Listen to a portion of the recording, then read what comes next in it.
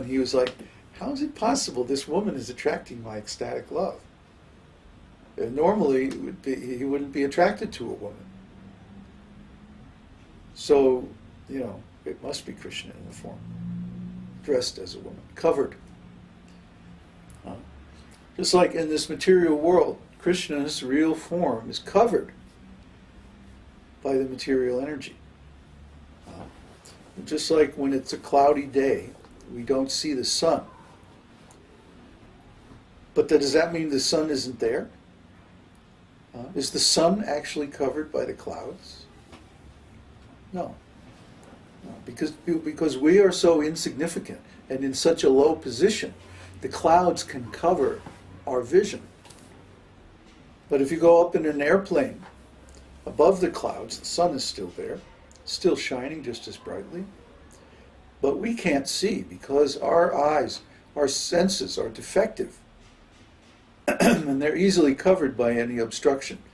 I mean, even a sheet of paper in front of your eyes and you can't see anything. So what power do our eyes have to see? So Kṛṣṇa is there in everything because everything is his energy. But we don't see Kṛṣṇa because our vision is defective. It cannot penetrate this covering of material nature. Therefore, we are dependent upon Kṛṣṇa to reveal himself. And when he does, then we can know his transcendental nature and qualities. Then they're manifest to us. Otherwise, they're unmanifested because they're covered. Just like when Kṛṣṇa put on a different dress. Then maybe other people were fooled. But a great devotee like Uddhava couldn't be fooled. See, he knew because he felt towards this female form the same love, the attraction that he felt towards Kṛṣṇa. So, it must be Kṛṣṇa in the dress of a woman. That's got to be it. He couldn't be fooled. One devotee praised the bodily features of Kṛṣṇa when he saw the Lord in his manifested personal feature. In other words, without clothes. He proclaimed, "How wonderful is the personal feature of Lord Kṛṣṇa! How his neck is just like a conchshell. His eyes are so beautiful, as though they themselves were encountering the beauty of a lotus flower. His body is just like the tāmala tree, very blackish. His head is protected with a canopy of hair. There are the marks of śrīvatsa on his chest, and he is holding his conchshell. By such beautiful bodily features, the enemy of the demon Madhu has appeared so pleasing that he can bestow upon me transcendental bliss simply by my seeing his transcendental qualities." People enjoy, for example, Greek sculptures, because in art, the proportions, the bodily features, and the beauty of the Greek sculpture is considered to be the topmost beauty, physical beauty or physical form. But Kṛṣṇa's form is far, far more beautiful than any of those in this world. You can't imagine how beautiful Kṛṣṇa is. Kṛṣṇa is so beautiful that even the most beautiful person in this world has only some tiny little part of Kṛṣṇa's actual beauty. Kṛṣṇa is so attractive that once we see Kṛṣṇa, we don't want to see anything else after that. Let me just see Kṛṣṇa. Kṛṣṇa is so handsome, and his body is so beautiful that it is the very template of the idea of beauty itself. It's just amazing. And of course, when Kṛṣṇa comes in his different incarnations, those incarnations are also very beautiful. For example, Lord Chaitanya. Lord Chaitanya had that same beautiful bodily features as Kṛṣṇa, but in a golden color instead of a blackish color. And so The grandmother of Narottam Das Thakur one time told him, because she actually saw Lord Chaitanya directly, and she told Narottam Das Thakur that if you ever saw Lord Chaitanya, just his hair, you didn't have to see anything else, but if you just saw his hair, that was it. You lose your mind. Gone. Never come back. So try to understand how beautiful Krishna is, how beautiful his form is, that just to see one time, and you never want to see or think of anything else after that. Krishna is so beautiful. So, Śrīla Rūpa Gosvāmī, after consulting various scriptures, has enumerated the transcendental qualities of the Lord as follows. 1. Beautiful features of the entire body. 2. Marked with all auspicious characteristics. 3. Extremely pleasing. 4. Effulgent.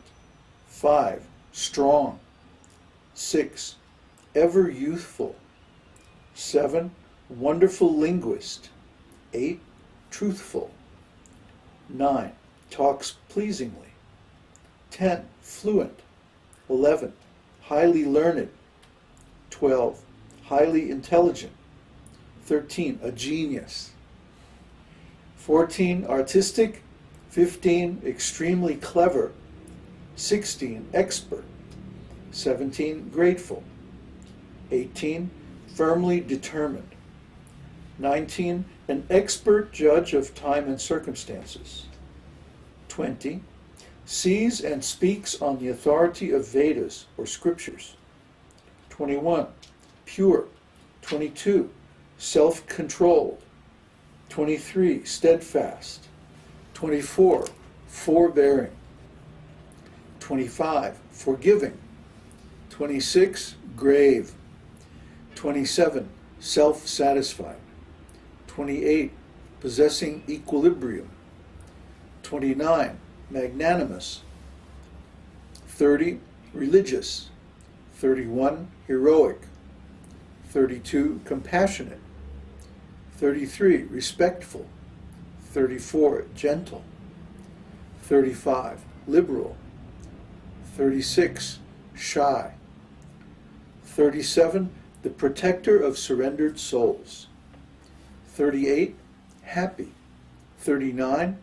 The well-wisher of devotees. 40. Controlled by love. 41. All auspicious. 42. Most powerful. 43. All famous. 44. Popular. 45. Partial to devotees. 46. Very attractive to all women. 47. All worshipable. 48. All opulent. 49. All honorable. And 50. The Supreme Controller. The Supreme Personality of Godhead has all these 50 transcendental qualities in fullness as deep as the ocean. In other words, the extent of his qualities is inconceivable. Now, everybody, every living entity, has these qualities in some tiny amount, some infinitesimal quantity. But Krishna has all these qualities in an unlimited amount. Try to understand. None of us can claim to be all-powerful or all-cognizant or all-knowing. But Krishna can. And he does. And he acts this way. He proves it by his activities. So Krishna, we may have a little bit of knowledge, tiny amount of knowledge or a tiny amount of consciousness. But Krishna has unlimited knowledge, unlimited consciousness. He knows everything. And no one can approach that except him. Now, Prabhupada explains this. As parts and parcels of the Supreme Lord, the individual living entities can also possess all of these qualities in minute quantities, provided they become pure devotees of the Lord. In other words, all of the above transcendental qualities can be present in the devotees in minute quantity, whereas the qualities in fullness are always present in the Supreme Personality of Godhead. Besides these, there are other transcendental qualities which are described by Lord Shiva to Parvati in the Padma Purana and in the first canto of Śrīmad-Bhāgavatam in connection with a conversation between the deity of the earth and the king of religion, Yamaraj.